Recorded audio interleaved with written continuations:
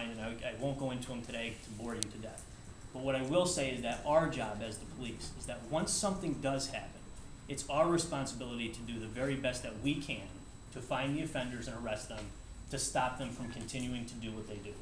We all want Saratoga Springs to be a safe place. Every one of us, there's no question about that. Every officer you see on the street, every administrator, all of you want this place to be safe. So I think it's important that we remember we have to work together, and I'm echoing what you all have said today and people have told us on the street.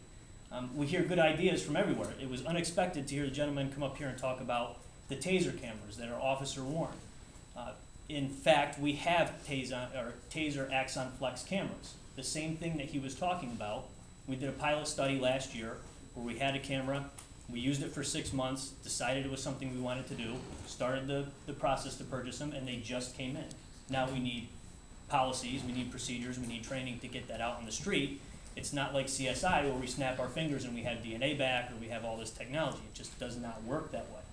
But we are trying to stay up. We are on technological advances. We are trying to do everything we can to maintain the number of officers on the street. The one thing we've done many things since the cuts that are so well publicized in 2007. We have no more K-9 program. We have no more DARE officer. We have no more training officer. We've taken 3 officers out of traffic division and put them into patrol to maintain the levels on the street of officers who are actually out working. We haven't filled supervisory positions. We've reduced detective division. We've merged divisions. We've done all of this so that the number of officers, the number of eyes on the street, we're trying to maintain as best we can. So when we talk about buying cameras, somebody has to do all that stuff. Somebody has to maintain that system. And if it's not a person who we take from the street to do that, it just simply won't get done. And in the past, we've been able to say when we have an issue, like we've had recently with burglaries and some assaults, we can take those 3 officers from the traffic division, temporarily assign them to a problem, and put additional manpower on that. That's just not the case anymore. Every officer we have that's available, we're trying to assign to the street. And another point to be made is if you look at our crime rates, if you compare us to other cities in New York State, if you compare us to other towns even in New York State, we compare very, very favorably.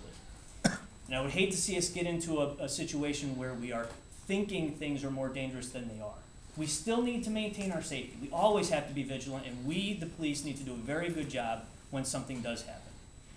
But if you look at our crime rates, they have maintained relatively stable over the past 5 to 10 years. That's not changing.